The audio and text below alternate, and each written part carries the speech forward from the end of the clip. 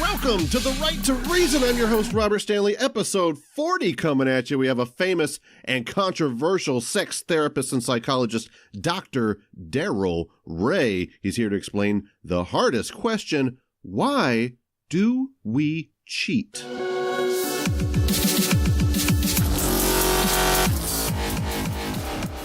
And let me assure you that we are going to take our fight for economic justice, for social justice, for environmental sanity, for a world of peace. And I think it should be religion treated with ridicule and hatred and contempt.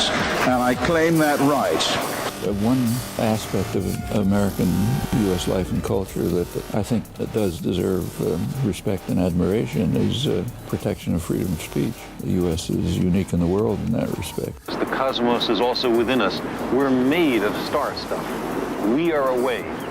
The cosmos. This is some intense stuff, folks. We're going to be talking about that topic that's making many of you a little uncomfortable right now because perhaps you've been betrayed by a lover, or maybe you've hurt someone else that you love. Why is monogamy so hard? That's what we discussed today. Before that, I asked Dr. Ray about a recent murder-suicide that occurred in our community. Scott Smith was a friend of his, and he explains that tragedy to us. Then we discussed polyamory, how monogamy began, what makes us unfaithful. And at the end, I asked Darrel for some sex advice for me and the wifey. You're going to laugh your ass off when that happens. Nothing can catch this guy off guard. I'm telling you, I did my best, and I was no match for him. Real quick, let me remind you that you can contribute to this reasonable movement by throwing a buck at patreon.com/right. Subscribe to the Right to Reason YouTube channel, and visit us at therighttoreason.com. Ladies and gentlemen, it's time to talk about a very tough topic. It's time to talk trust. It's time for psychology. And as Darrel would say, it's time to get sexy. Culture is not your friend. Culture is for other people's convenience and the convenience of various institutions, churches, companies. We very naturally, as a cognitive and behavioral imperative, we form descriptions of the world and we try to figure out what's going on. If you base the design of rockets on science, they reach the moon. It works. Bitches. And we are happy to have Dr. Darrel Ray back with us, psychologist who's written several books on various topics. He's also a speaker, podcaster, and atheist activist. He helped found the organization Recovering from Religion as well. Happy to have you, Dr. Ray. How you doing? Doing well. It's only 16 degrees here this morning, so that's pretty cold. Yeah, it is a cold winter. I'll go out and cut some brush for a friend of mine because he's got cancer, and I don't know if I'm going to do that today. You're a good guy. I guess that whole global warming thing was a hoax, huh? Actually, it has increased the amount of snow we get. Our winters are milder, and we're getting more snow. So it's climate change, not global warming. That's a more accurate way to put it. Well, I'm from Texas, and I got to tell you, I hear someone say a stupid thing like that every winter, and I get tired of having any rebuttals for it. So I just go, yeah, I guess you're right. Science had it wrong. Yep. Someone else in Texas, Scott Smith, recorded out of San Antonio. San Antonio, and right? He's a valued member from Recovering from Religion, your organization, and I was hoping that maybe you could tell us what happened there and help us understand this horrible tragedy. Well, I'm not sure I can say much just because none of us in Recovering from Religion had a clue, had any clue that that could happen. We all knew him. We knew he was going through a hard time. We knew his family. A lot of people down in San Antonio were good friends with him. I've spoken to a lot of people that were involved in the free thought community down there, and none of them saw this coming either. It was just a bolt out of the blue. So what I can say is we were shocked, and shocked is not even the word for it. And we're just heartbroken for his 3 daughters that are now orphans, have no parents. So, the best I can say is if your listeners can, go to smithgirls.com and and give something to their fundraiser. Those, 3 girls are now without any financial means. Now I'm sure there's money, but for some sources, but it's never going to be enough. So we put together, I say I was a minor part of it. The people down in San Antonio who knew it well put together a good fundraiser, and they've raised about $55,000 for the girls. But I'm sure they'll need a lot more than that. And I think they're 8 to 14 years of age. So I don't know.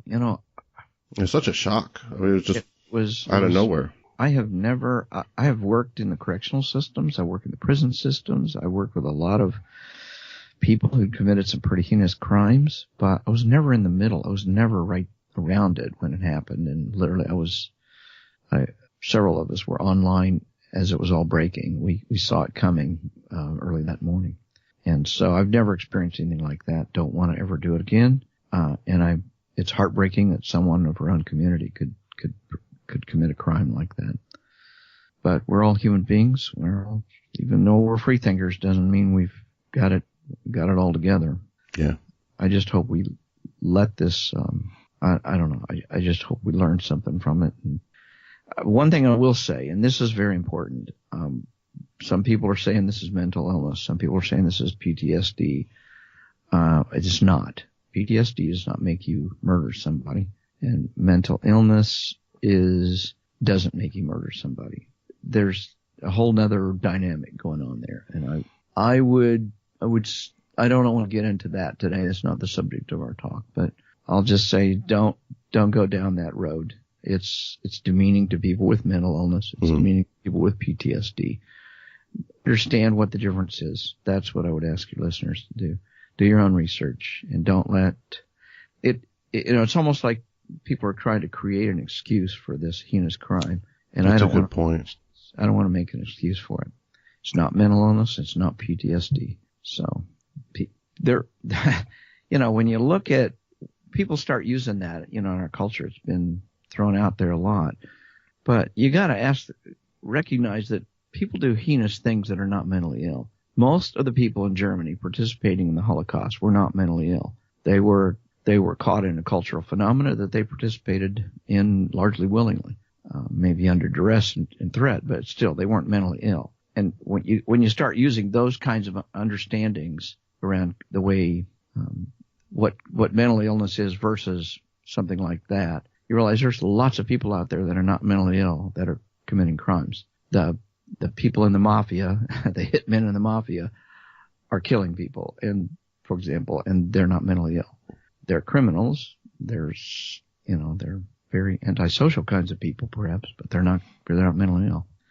Do you think it could be possible? And once again, this isn't what we were wanting to talk about in particular, but you would know a lot more about psychology and stuff like that than most anybody listening. Certainly more than I do. Do you think even with like the recent mass shootings or anything like that we've had, that isn't necessarily a sign of mental illness as well? That maybe that's part of something that could be understood better by criminology than just by psychiatry, maybe? I think the best way to understand what goes on in our culture is to compare it with other cultures and just look at where are the mass murderers on the planet? Where's the preponderance of mass murders happening? It's not in Britain. It's not in Canada. Yeah. It's happening right here in the good old US of A. So we have to ask the question, what it is about our culture that's unique? We don't have a higher rate of mental illness in the United States. Mental illness is pretty constant around the planet. It's not, there are differences by culture, don't get me wrong, but, it's not like we've got a lot more people out there that have some mental illness that causes them to shoot people. That's not true. Mental illness does not cause you to premeditate mass murders. You don't see Swedes out there shooting people. Finland has there's a lot of guns in Finland, but they don't seem to, there's not near as many as there are here, of course, but you don't see people having mass shootings. When they had a mass shooting in Australia 20 years ago, they just decided we're not going to let that happen again, and they restricted the ability of people to get the kind of guns that would do that. And they haven't had a mass shooting since. So I have to look at the culture. It has nothing to do with mental illness. It has a hell of a lot to do with culture. I'll go back to this example I said earlier. The people who are participating in the Holocaust were not mentally ill. The people who are buying guns and shooting people are not mentally ill. The comparison is not that far different. The people in Uganda that were murdering each other were not mentally ill. They had means and motive. They had means, being guns supplied oftentimes by the West. They had motive. They had been taught how to hate other religions and other people of different ethnic groups. Pretty simple. So you get, each culture has its good sides and bad sides. Our bad sides, we have a lot of access to a lot of killing machines, and I'm a gun owner. I own 2 guns. I used to own 3 till my son decided he wanted mine. One of mine. So anyway, I'm not against guns. I'm against craziness in our culture that allows people to get guns that can do all sorts of bad things. Wow, we got off on that topic pretty fast. It's just, there's just so much violence happening right now, so much tragedy going on that it's hard to not talk about it, I think. And I think it's good that we do, and I appreciate your insight on that. And I think people need to open their minds up to look at other cultures and make some comparisons. You can't do it sitting inside our bubble. You got to get outside of our bubble and look at how other cultures deal with the kinds of stuff we're doing, and stop blaming mental illness. It has little or nothing to do with that. So let's get on to a more up topic. That was a real downer. How's your sex life, Darrel? My sex life is damn good. That's good to hear, man. I think we would all want to have as good a sex life as you do. Speaking of that, whether I've got a partner or not, I still have a damn good sex life. Yeah. Well, that was one of the topics I wanted to get into. Also, you kind of did a segue for us. It's almost like you do this for a living. But in other cultures, is monogamy as fundamental as it is in the United States? Is there a lot more openness? Like you hear about people from France, or polyamory might be more accepted in certain European cultures. Well, I think culture has a hell of a lot to do with how people construct relationships. And I wouldn't call it just monogamy. Cultures give you the parameters within which a relationship cannot exist. And that's what you see in a wide range of cultures as you look around the world. There are cultures like I've talked about in my book, Sex and God, the Moso of China, that there's no word for marriage. There's no word for husband. There's no word for father in their language, because marriage isn't even a component of that. Wow. Women, when they have their first menstrual cycle, they go from childhood to womanhood at that moment. There's no teenagers. They're really not a teenage time. Again, we look at these things as biologically determined, but they're really not. They're socially determined. They're culturally determined. The notion of being a teenager is really a Western notion. There's lots of cultures that don't have any middle ground between childhood and adulthood. You just go directly. Do not pass go. Do not collect $200. And that's the way it is in the Moso culture. In many, many other cultures, the same thing is true in the Manganian culture in the South Pacific. Girls go straight from childhood to adulthood when they have the first menstrual cycle. But when a Moso girl gets her first period, she gets an outdoor exit to the compound. And she can invite any man she wants in. She can have as many lovers as she wants. Nobody asks any questions. There are some rules, though, and that is that the man must be out of the house before breakfast. You can't stick around. So, of course, if you have multiple lovers in a culture like that, you probably won't have a clue who the father is. So why do you need to know who the father is? Because you got uncles and aunts around. The woman stays with her in the maternal compound for her whole life.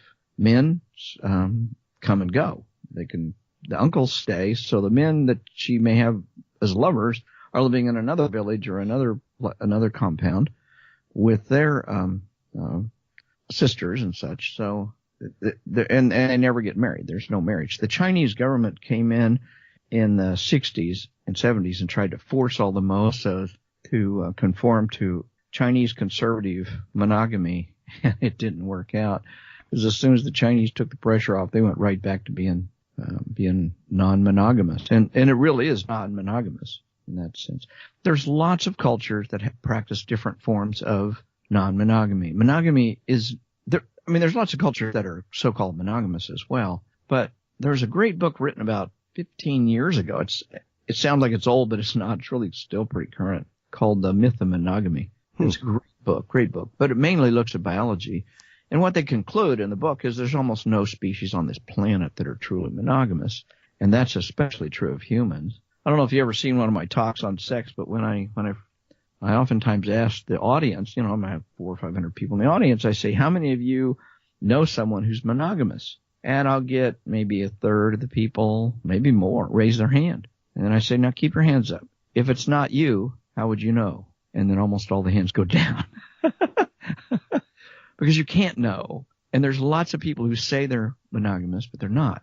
So in the book the book I mentioned earlier, The Myth of Monogamy, they created a new term. I really like it. It's called social monogamy versus sexual monogamy.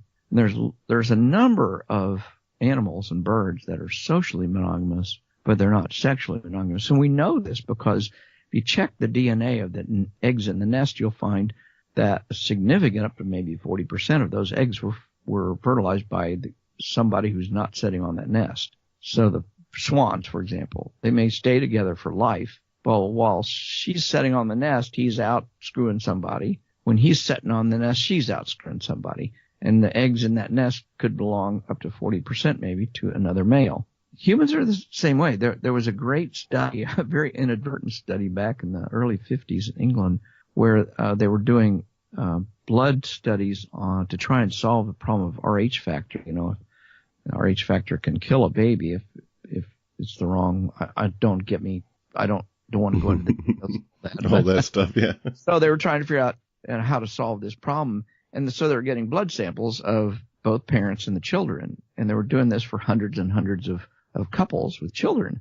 And they kept getting some strange results that oftentimes, not often, but enough, around 10% or more, up to 19% in some studies, showed that the child could not possibly be fathered by the man who thought he was the father. Well, that's interesting, isn't it? How did that happen?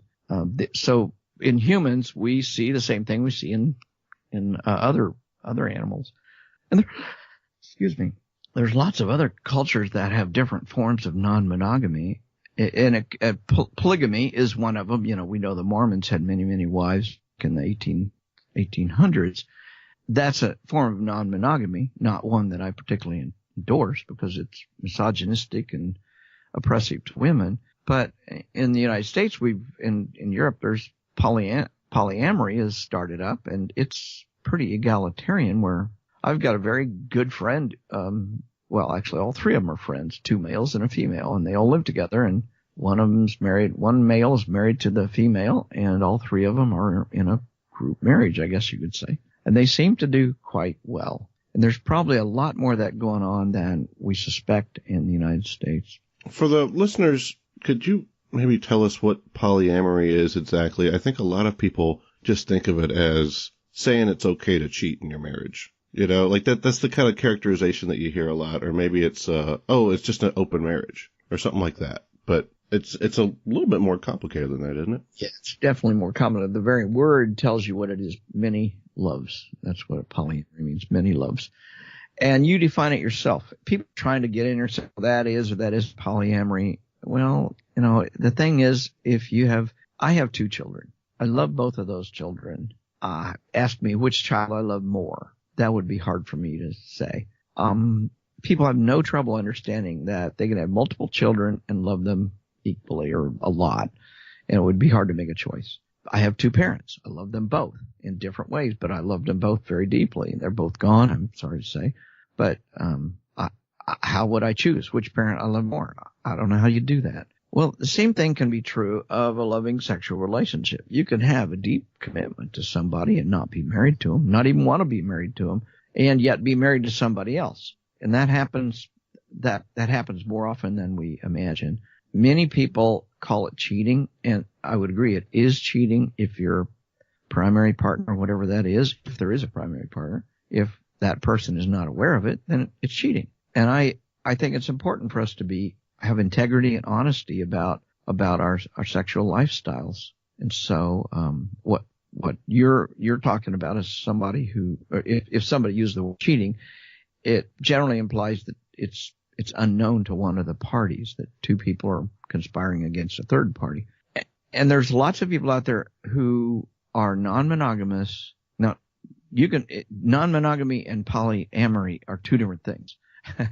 The gal or the guy who's out there cheating on their spouse is non-monogamous, but they're not polyamorous. Because by definition, polyamorous has an ethical component to it where we're open and honest about what we're doing. And we have agreements and understandings about how that all works. So non-monogamy is everywhere. The biggest reason for divorce is people cheating. In fact, I like to say that monogamy is the biggest cause of divorce because humans are not monogamous creatures. And the minute you try to force somebody into a monogamous framework against their will and against their biology, then they're going to, sooner or later, they're going to break out of their biology. We do it all the time. We see our biology pushing us in so many different directions all the time. When you feel thirsty, you have the urge to go get a glass of water and drink it. That's a biological urge. When you feel horny, you have an urge to satisfy your sexual desire. And if that sexual desire is not available, you may go find it somewhere else. It's that simple. But we don't have as much control over our sexual drives as we think we do.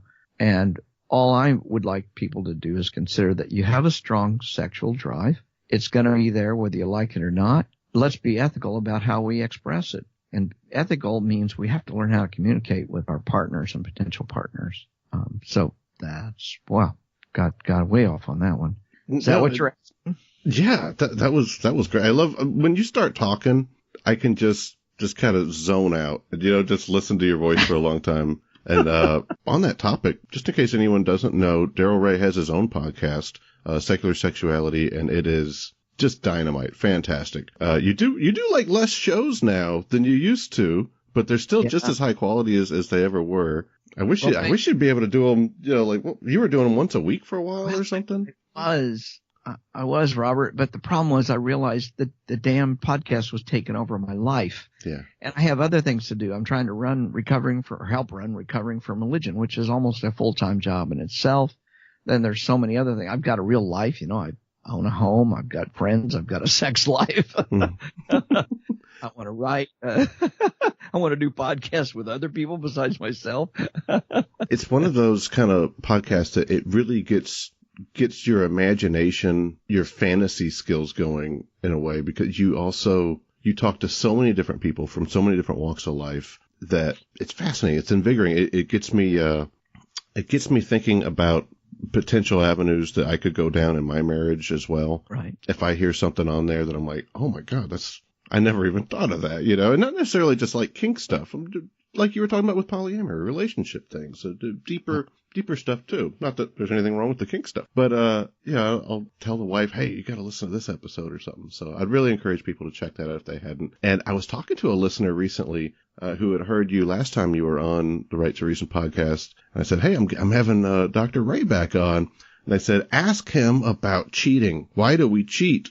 Because they had asked me to ask you that the first time. And I didn't, just because, there were so many topics that we got into about parasites and Lord knows what and just everything. I wanted to ask you that, and it's kind of neat that you had brought up different understandings of monogamy as well, because I always wonder, is cheating the natural response to this unnatural social pressure that we put on relationships, such as monogamy? Or we didn't evolve to just have one partner, right? Well, swans evolved to only have one social partner, but they still have more sexual partners. There's no biological imperative in humans to be monogamous.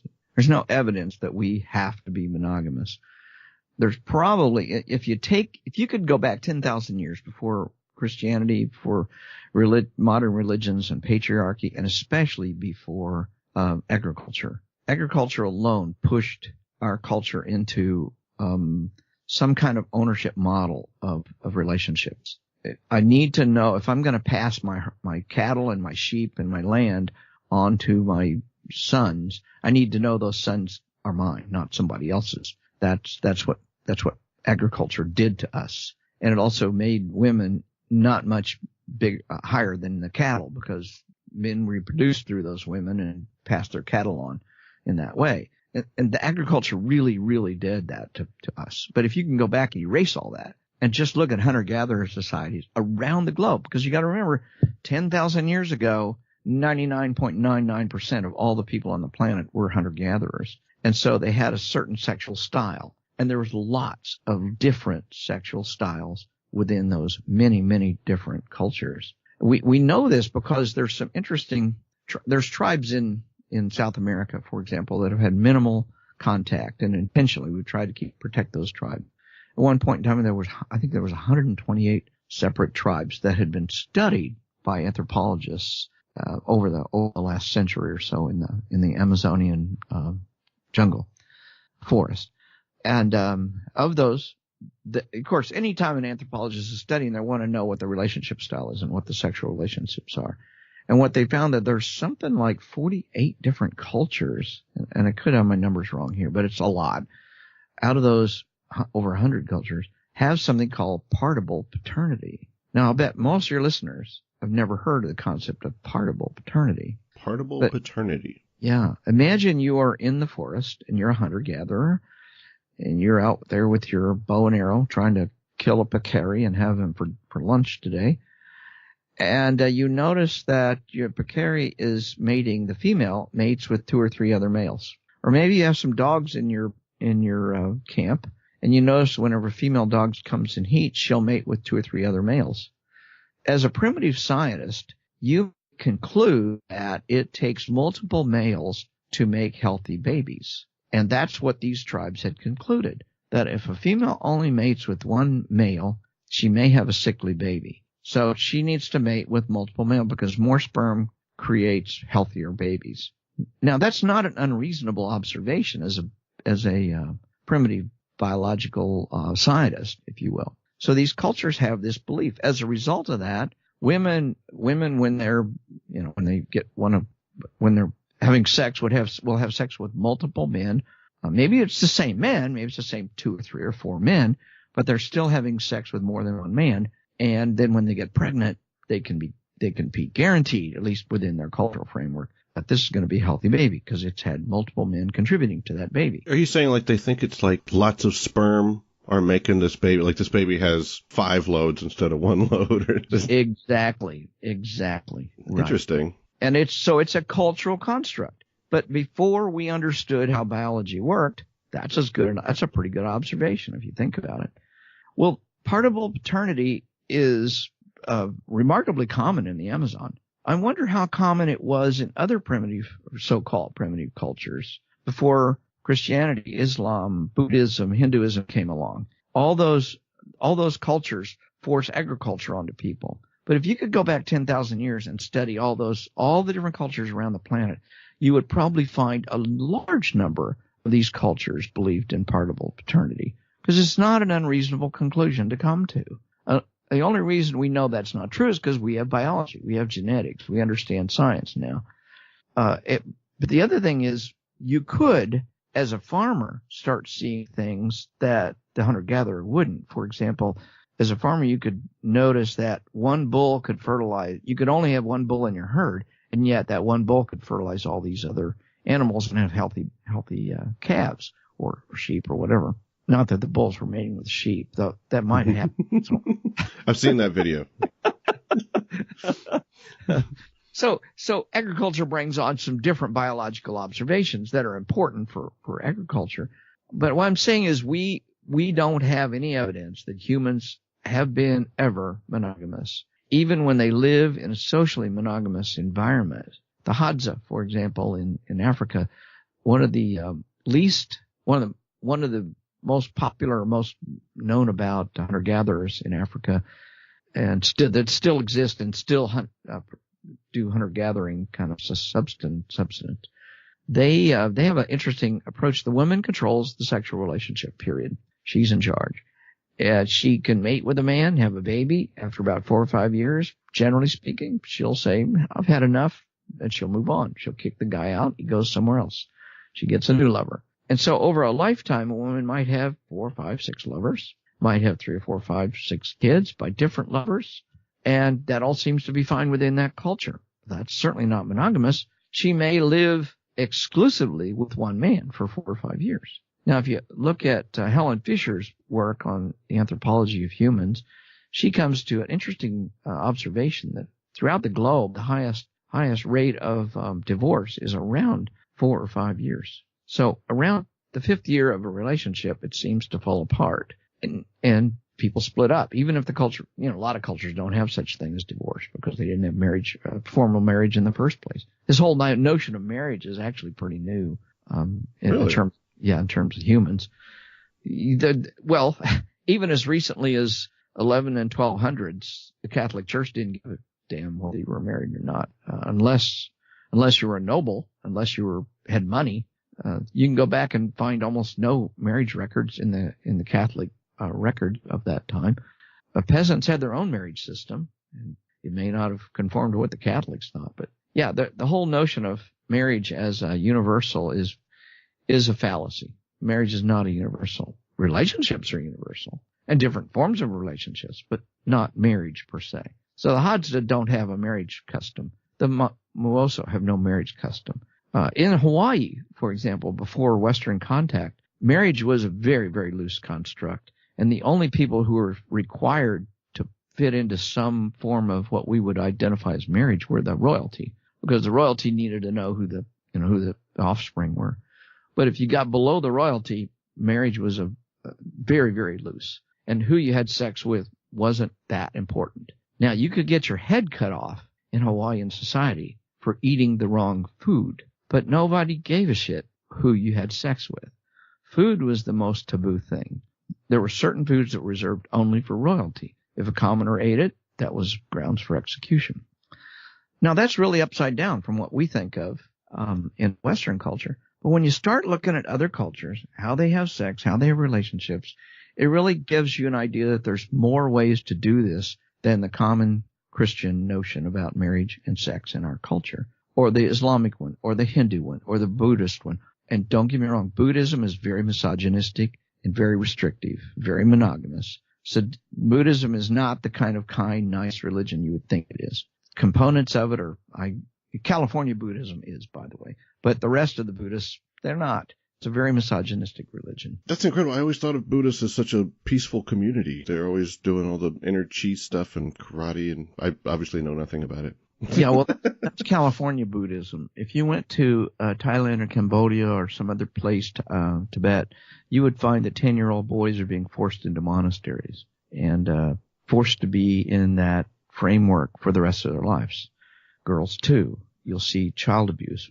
The Buddhist sexual abuse crimes in Thailand are every bit as bad, if not as any Catholic priest problem that we've seen here in the States. So no, don't let Buddhism fool you. It's also very misogynistic. Women don't get the same rewards, like whatever nirvana is for them, as men do. It's much harder for women to get there than men do. Men are supreme in Buddhism, just like they are in Hinduism and Islam and Christianity. The Dalai Lama is such a kindly soul. No, it makes you believe some of that stuff. But even the Dalai Lama thinks homosexuality is unnatural and has been rather vociferously against it.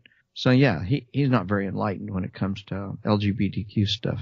Now, there's almost no religion on the planet. Maybe pagan and Wiccan. They're about the most informed of any so-called religions. But beyond them, there's almost no religions that are sex positive, especially not the patriarchal. I wonder why that is. Like, is there something inherently controlling about religion where it has to suppress procreation in a way?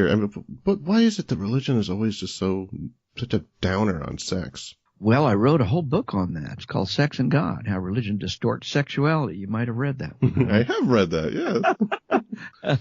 But yeah, there's a hell of a lot going on there. And the main thing is the patriarchal nature of all the major religions. There were and have been religions that were not patriarchal.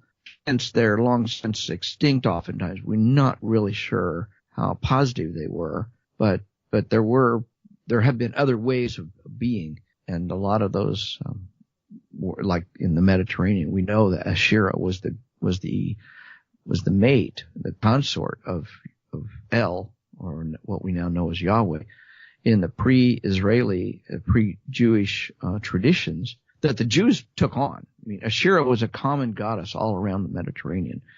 Those religions had a goddess that was really powerful. And you can see it in the Bible because the Jews were worshiping Asherah, and the prophets would come in and say, you shouldn't be worshiping Asherah, only Yahweh. And they basically took women and the feminine out of their religion. Jews did. They took the female totally out. Where's the femininity in Judaism? It just doesn't exist. And then when you look at Christianity, you got three guys, Jehovah or Yahweh, Jesus, and the Holy Spirit. Those are all three guys. There's no femininity there. It's a formula for total disrespect of the feminine side of our species. And so it's no surprise that we get this kind of behavior coming out of religion when, yeah, they say we honor women, but in fact, no, they oppress women. That's a very big part of all those religions. And then, of course, Islam comes along and it's just as bad, if not worse. Catholicism, all males are running the show there. The nuns don't have females. The nuns are the only representation of the feminine, but they're not running anything. And Mary, she was a virgin. She never had sex in her whole life. So many religions, they have to have some kind of way of saying she hasn't been defiled yet. That's where our Messiah came from. What was the religion where their Messiah or their incarnate God came out of like the side of the woman? I think that was Hinduism or something like that, where it was some weird. But it's always something along the lines of nobody's fucked her yet. Right. It's so bizarre. Well, you can't, if you just look at in terms of agriculture, if you want a specific characteristic in a cattle line, you have to make sure that the female mates with a specific bull, or a bull mates with a specific female. So there's a lot of incentive within agriculture to control sexuality, and it's simply an extension of that. I want to also plug another book. Obviously, I think my books are the best. What author doesn't? But there's some other books out there that I think are damn good. And there's a book just came out in 2015 by Hector Garcia called Alpha God. What he does, I think very creatively, is show how our brains are primate brains. We're primates. And he shows how we are programmed to follow a primate model of hierarchy, and probably close to what we see in chimpanzees. The top dog gets the most females, or the top chimpanzee gets the most females, kind of thing. And the more powerful you are, the more access you have to females, the less, as a male, the less powerful you are, the less access you have to females, until at some point in time you may have no access to females because you're too low on the totem pole. We also see that women and females of chimpanzees have a preference for mating with high status, high power males. And in the chimpanzee world, the females, when they're in heat, will go and present themselves to the high status males. They don't present themselves to the low status males, or at least not nearly as often. So there's a clear preference for that. And, when you see the groupies and rock concerts and all the women are flocking around the rock band, that's probably an expression of that high, that desire to mate with high status males within the tribe, within the culture, within the group. And we see all that in primates. Well, what he notes is that this God that Jews and Christians and Muslims have is an all-powerful God that has no need for food or resources or mates, and yet he's awful damn concerned about who you fuck and who you mate and what you eat and stuff like that. So what's going on there? And his argument is what we have done is create a alpha primate God, because this God behaves a hell of a lot like the alpha primate in a chimpanzee troop. Oh, wow. Or a gorilla troop. And then he goes systematically through this book and just points out thing after thing after thing that the alpha gods are doing that make no sense. If you're an omnipotent God, all powerful, all the resources in the universe, why the hell do you need to worry about who somebody's having sex with? Well, the king does. The king needs to know who the progeny are. And what we've done, or the head chieftain of a tribe needs to know who the progeny are. So all he's saying is that what we've done is made God our alpha in the tribe. And it's very convenient for mind control. Now you've got a make-believe being who's watching you all the time and telling you, no, you can't have sex with that person because they're outside of the tribe, or they're too low on this totem pole, or, whatever.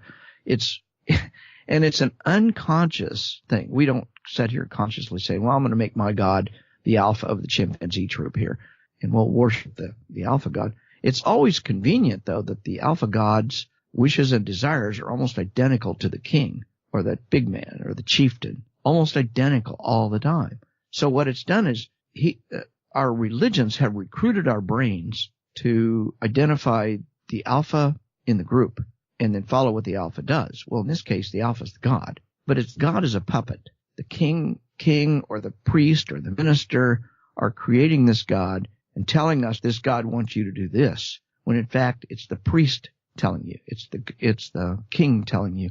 Whoever the alpha is has created this God. It's a brilliant, if you think about it, it's a really brilliant way to look at how religions influence our minds. And of course, sex is such an important thing in all this stuff. Who do you reproduce with?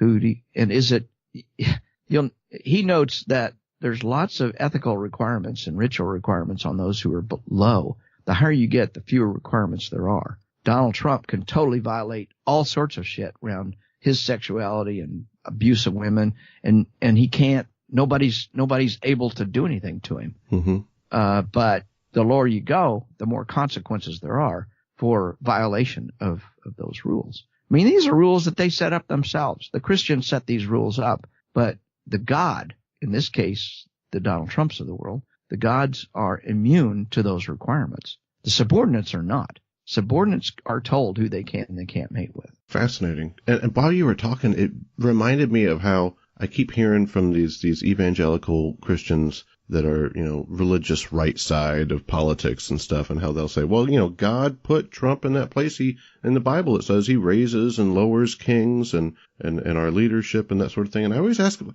so does that mean Obama was appointed by God? And they'll say, well, no, he wasn't even American. Yeah, that doesn't count. No. So it's kind of funny. And another thing I wanted to ask you about, where I was talking about how the wife and I love listening to your show, one of the things that it's kind of encouraged us to consider, to look at differently than we had ever looked at before, and that is sexual fantasy and sexual reality, and how sometimes we will fantasize about something and, kind of talk about it, but, I'll ask her, I'm like, so is that something you want to do? She'll say, oh, God, no. Are you kidding me? That would be excruciatingly painful, whatever.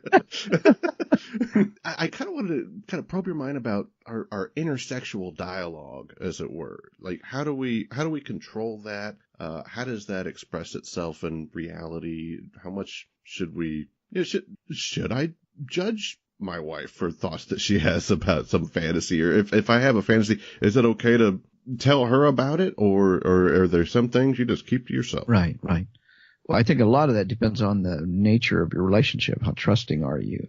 And how much trustworthiness do you have? I think the more you trust each other, the more you can express and talk about. I oftentimes say in my talks that if you can't express your deepest desires and ideas with the person you're closest to, then there may be something wrong with the relationship. Now, I think it's a journey. You don't do that on your first date. You don't do that on your first year of marriage, maybe. But as you grow together, you learn each other's kinks or preferences and likes and dislikes, and you talk about them. And it's not uncommon. In fact, I would say it's almost universal that the kinks, desires, fantasies of one partner can be significantly different from the kinks, desires, fantasies of the other partner. And to judge each other for that is to undermine the basis for trust. I can tell you the shit that's going through my head. It doesn't mean I want to do it. And it means that if we do want to do it, it's going to be consensual. We're going to contract it. We're going to talk through it. We're going to make sure we understand what the safe words are, and, whatever the requirements are. Of course, that might be more within the kink world, of course. But, there's so much that goes through our heads. Now, but if you look at it this way, you go watch a movie. I just got back from Star Wars. Don't get me on Star Wars. Like it, didn't like it. Where do you fall? Neutral. Okay. Sorry. Neutral. Somebody else bought the ticket for me. My daughter took us all out to Star Wars with my grandkids and everything. We had a good time going. If I'd never seen it, it would have been okay. I'm glad I saw it in some ways. But anyway. I don't want to do any spoilers, but the ending credits with Smash Mouth Believer was a bit weird, I thought. Oh, I didn't notice. I'm kidding around. Too busy getting out to get a refill on my popcorn is what I was doing. I listened to the music. I do like John Williams. John Williams is a composer of the music. Just that he's an amazing composer. He's the Beethoven of our day, and I'm a classical music nut, so I'll say that. Mm-hmm. So back to fantasy. We have tons and tons of fantasies in our heads, some of which are pretty crazy. I've had a fantasy years ago when I was very interested in killing my boss. He just frustrated me so much I could see myself murdering my boss. Well, it was a fantasy. I would never do that. It's not even within the realm of possibility. But I'm not going to sit here and say it didn't cross my mind. Well, that's kind of what's going on in your brain. You can have all sorts of fantasies, and you can express those fantasies. I'm sure many people who are listening to this have come home and said to their spouse, I could just murder my boss, or I could just wring my boss's neck. Well, that's a fantasy. I'm hoping you don't carry that out. I hope you don't express that in real life. So there's some things that are absolutely you're not going to do. Your moral instinct, your knowledge about ethics is going to prevent you from doing something like that. However, doesn't mean you can't fantasize about it. I've had many a sexual fantasy that's, to put it at least mildly, fucking impossible. And I've watched porn that I think, how did they do that? I could have never done that. And so there's nothing wrong with that. What's wrong is to start. I know people who evaluate themselves, who judge themselves, who condemn themselves for having certain fantasies. And what happens if you don't think them through, if you don't express them non-judgmentally and in a way that is benign, then you might start expressing them in the way that's not so benign. And you asked earlier about cheating. I think a lot of people have strong desires to do something. They can't talk to their spouse about it, or their spouse is very judgmental about it. So they quietly find somewhere else to go and do that. I had a friend that was a cross-dresser. He loved dressing up. He passed away a few years ago. We went in to help get his house all cleaned up. He had more women's clothes in his closet than he had men's clothes. And he fucking loved it. Yeah. However, when he was married, his wife was appalled, very judgmental. So what did he do? He found an outside way to express that in him. Ultimately, it led to divorce because she just couldn't deal with it. Well, that's unfortunate, because otherwise they were business partners. They had a good marriage, it appeared to me, from what I saw and knew. It just, they couldn't talk about it, and she couldn't deal with it. Not that he didn't try to talk about it. I know he tried to talk about it. But that's kind of an illustration. Mm-hmm. People think about that. He had spent thousands and thousands of dollars on these clothes. That's a pretty strong drive. It was a hobby, of course, but it was a biological drive, necessity for him too. Yeah, like it was a part of him.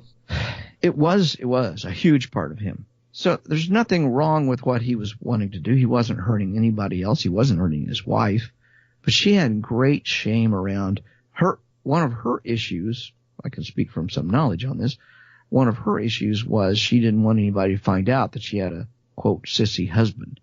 She thought she had married an alpha male, and she didn't use those terms, but that's kind of the sense you got when you talked about this with her. So anyway, that's one of those things that we've got deep thought patterns. And what I want to encourage people is we usually go through life without examining those patterns, without talking about them. And if you can talk about them and express them and find ways to activate or actualize fantasies that are non-destructive, non-harmful to other people, and consensual, that's the ideal. If you can't do that, there's other ways of doing it. For example, you can watch pornography and imagine you're in that scene And that will have a good deal of satisfaction for many people. So, but if you shame yourself for watching porn, or if you shame yourself for having a fantasy, the danger of that is it's going to create a pent-up desire that's not being expressed. I wonder, is there ever anything in our head that we should feel bad about thinking? What if you just have the most horrible thoughts creep in there? Is that like a special little sanctuary that nobody ever gets to mess with, and it doesn't really matter as long as in some kind of utilitarian sense we don't act it out, then it doesn't matter what we think? Largely, I think that's largely correct. The one thing that I think you need to pay attention to is what you become obsessive about. If a thought comes into your head and you can't get rid of the thought, and it's disturbing to you, it emotionally upsets you, you feel the urge to act upon that thought, any of those things, then that's when thoughts can become destructive. It can lead to suicidal ideation. It can lead to self-harm in other ways. It can lead harm against other people. If you hate your boss enough that you start doing things quietly behind your boss's back to undermine his or her effectiveness, that's acting out a destructive thought. You need to go get some help with that. You need to go find a therapist and learn some mindfulness techniques. I've worked with many people in my career that are disturbed by thoughts. And oftentimes they're not aware of those thoughts. They're aware of the emotional consequence, but their awareness of the thoughts is minimal, or they don't understand how thoughts create emotions. I was trained by the great psychotherapist Albert Ellis, who had a simple methodology for helping people. This is not a substitute for therapy, by the way, to the listener. It is emotional education, though. Your thoughts create emotions. Oftentimes you're reacting to the emotions and not identifying the thoughts. You're not creating positive thoughts. You're not identifying through a mindfulness activity or exercise an awareness of those thoughts.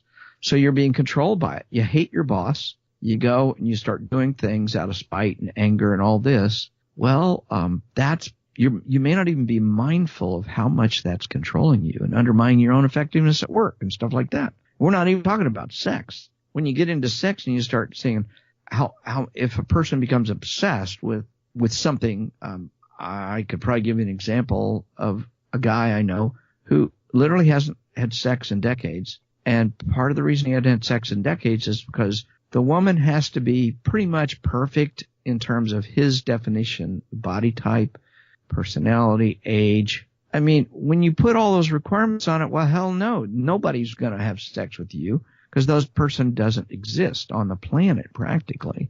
Wow.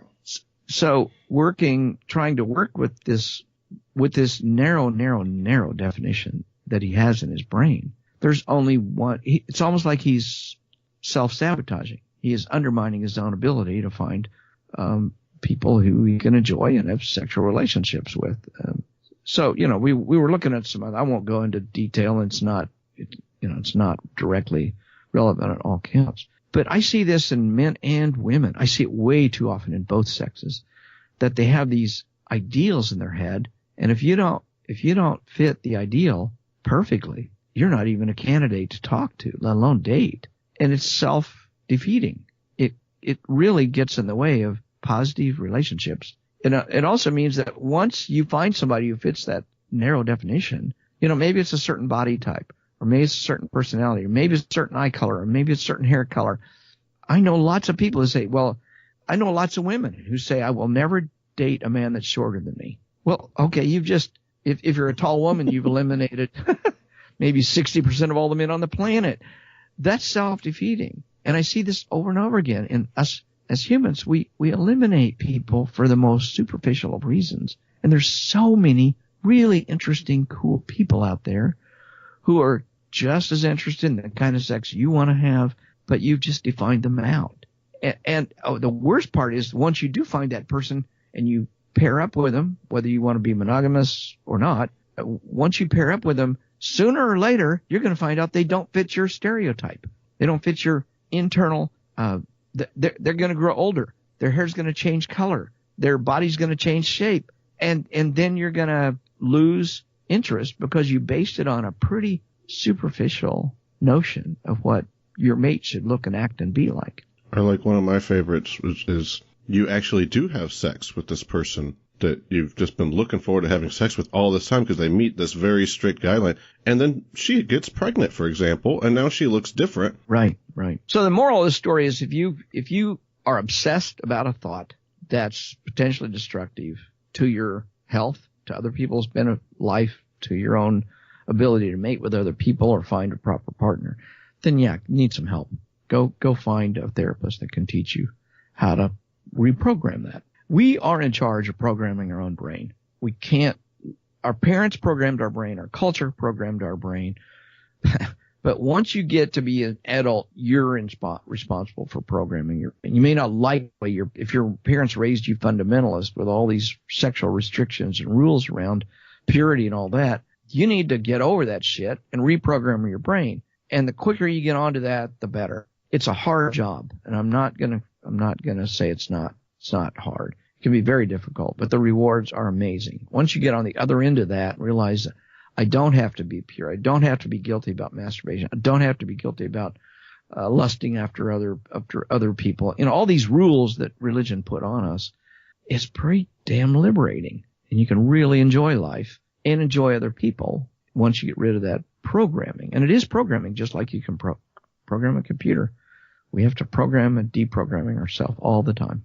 I was recently listening to a podcast with sex therapist Esther Perel, and she was talking about whenever we get into a relationship, we start forming all these what you won't do kind of things. Yeah. And you might just not be comfortable with something right off the bat because you're in the new relationship. Like you were just saying, it's your first year of marriage with this person, or maybe you're in your early 20s and you don't even know that you like butt stuff, or who knows what it is. You know what I mean? Uh-huh. So there's all these things that we start doing that we don't do because we're thinking, oh, my partner doesn't really like this. And it's from a good place. But then your marriage goes on and you've been married 20, 30 years, for example. And now all you have is this very constrained, very vanilla kind of sexuality.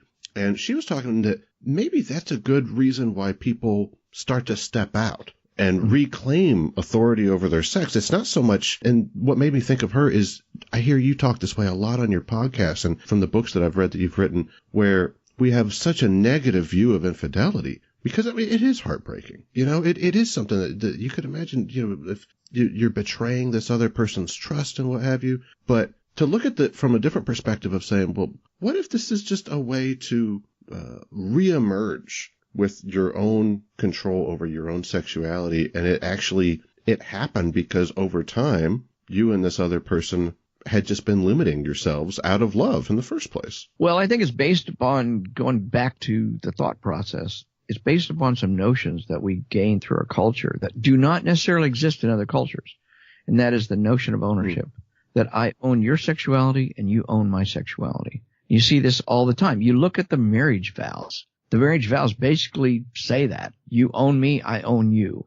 If you read the Christian New Testament, that's pretty much what Paul says about marriage. You own each other. Well, that's bullshit. I no matter who I'm married to, they do not own me and they do not own my sexuality.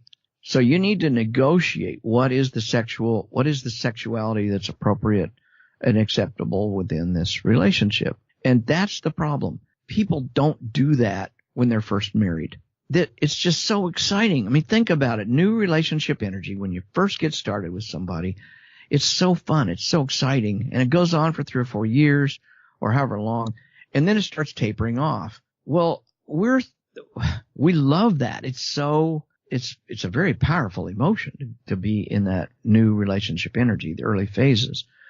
So we don't even stop to ask the question, well, okay, at the end of this, what happens? So as 4, 5, 6 years go in, and I'm tired of missionary position once a month, or whatever, you know, I'm exaggerating there.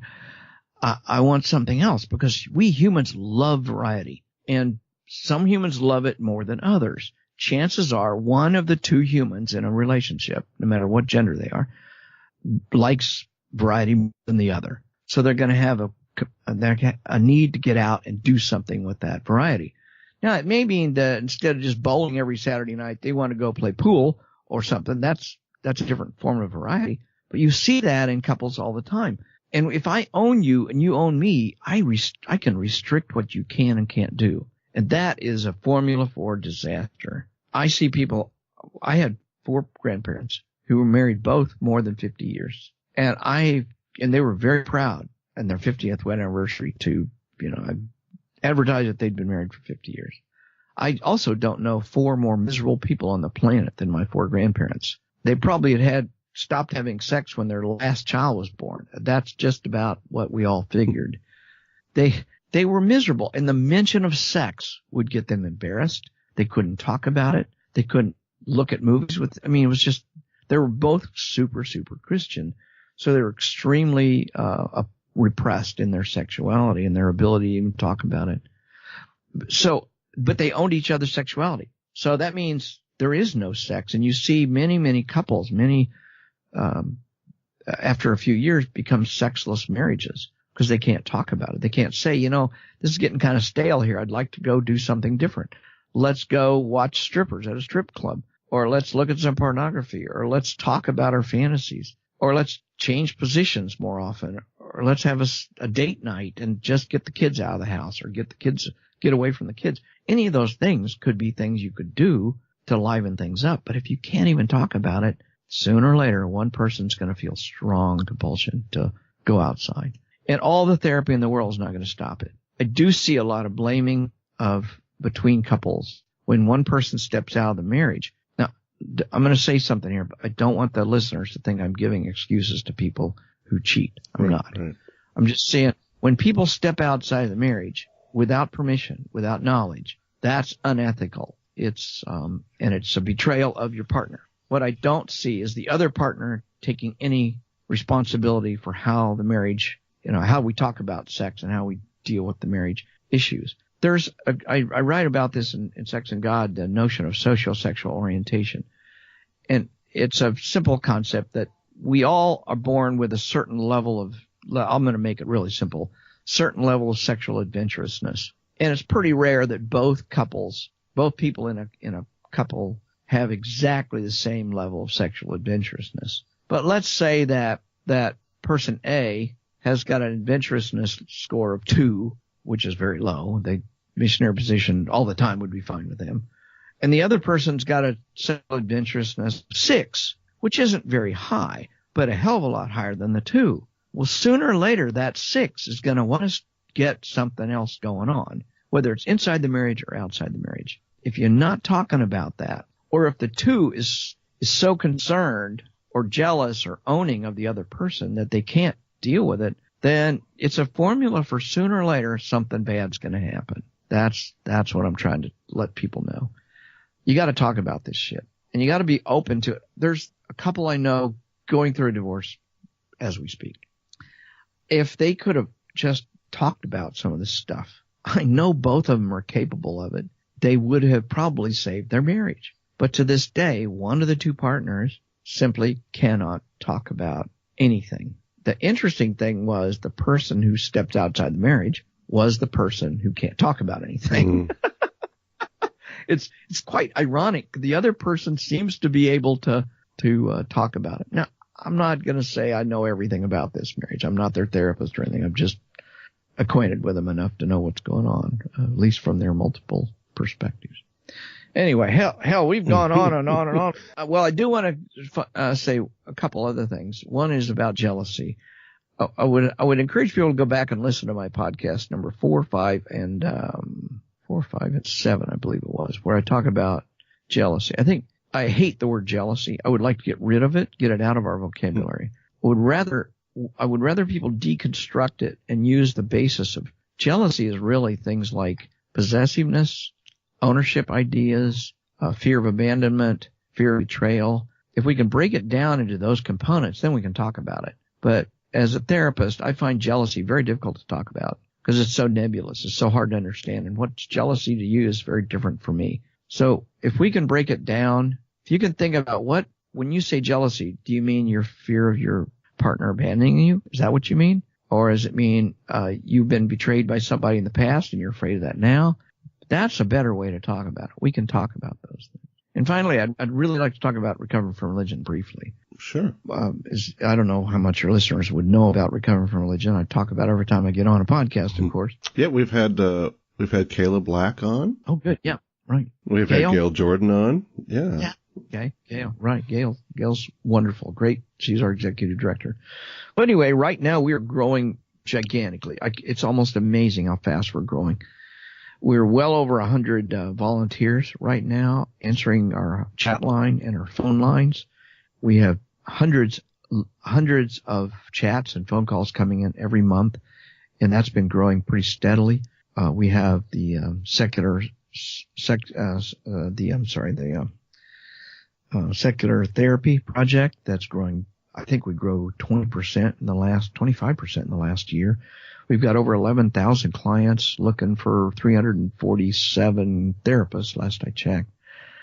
So there's just so much going on. And if you know somebody who's trying to deal with the trauma of getting out of any religion, it doesn't matter. It could be Scientology, it could be Buddhism, it could be Baptist, it could be Mormon, any of those, have them chat in, have them go to our recoverfromreligion.org, hit the chat button, and you can talk to people who will be sympathetic. They're well trained to help you understand, help you listen to yourself, give you feedback about how you're, listening. They've got great listening skills. We've really trained our people in good listening skills. And once they understand where you're coming from, they can offer you resources and places to go, groups to meet with, therapists to find, whatever they sense as one of your needs. So ultimately it's your choice. But really want people to take advantage of this resource that's out there. It's a gigantic resource. We can recommend all sorts of websites and books and groups, literally all over the planet. And we just went international, pretty much blew the lid off of our whole system back in June, so that it wouldn't be so U.S. based. And right now our web guy just told us that 20% of our current inquiries are international, from outside the U.S. and growing. So we have volunteers in places like England, Norway, Australia, South Africa. We have volunteers all over the world, and we're growing, and we're going to be opening up. We just opened up our Spanish language channel recently, just a month and a half ago. So we're really pushing into South America, trying to offer people Spanish language services. We have about 4 volunteers that are native Spanish speakers. So there's lots of stuff going on, and just want people to know that resource is available. I just really appreciate you, and I know you don't have a lot of time. Last question before you go. What if your wife wants to, tag team a black guy from work on your wedding anniversary? Asking for a friend. Not me. It's not me, of course. It's just that guy. He's always calling, Let's go for it. But I would make this one caveat. I'm real careful about work relationships because that can cause problems. But outside of, hey, if you got the attraction and you've got negotiated, go for it. Have fun. Everybody will have fun if everybody's on board with it. Not a problem. Threesomes are. You're the only guest that I think I could just throw a sidewinder question like that too. That would just be like, as a matter of fact, Robert, let me tell you, just smoothly just go right through that thing. I've been there, done that. Hey, thank you so much for your time, Dr. Ray. And one last time, how can people find Recovering from Religion? recoveringfromreligion.org, and they can find my books, Sex and God, or my other book, The God Virus, on Amazon.com. And they can hear my Secular Sexuality podcast on a whole bunch of places, including iTunes.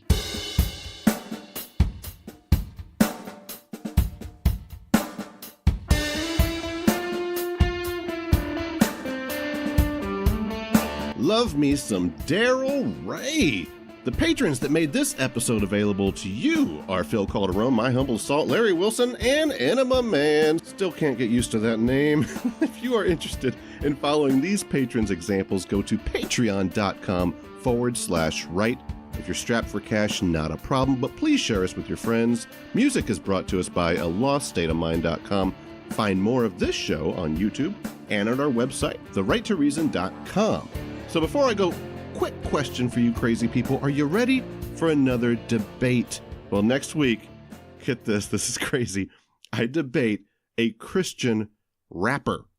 Yeah, he raps Christian messages. It's hilarious. He's an apologist that raps. Yeah, that's a thing. I'm going to give y'all a quick taste of his music and then let him play us out today. You want to hear me rap real quick? I got some mad beats. I'll drop some fire at y'all with these rhymes. The Right to Reason rap. Here it is. No, I'm just kidding. I don't rap.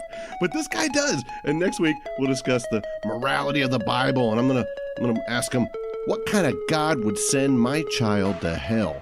All that next week. Between now and then, remember that you have the right to reason.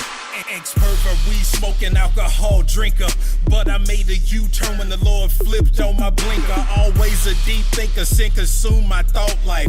Neck deep in sin, even though I was taught right. Always looking for trouble, staying high as the Hubble. MVP of sin, every game triple-double. Never subtle, I didn't hide my stiff neck, knowing I was sailing down the path to shipwreck. Yeah, blinded by the world's glitz and glamour illusion. Packing drugs, guns, clip hammers, a substitution. Eternal life should have been my retribution, but the Lord of glory had a different conclusion. He snatched me out the mouth of the lion.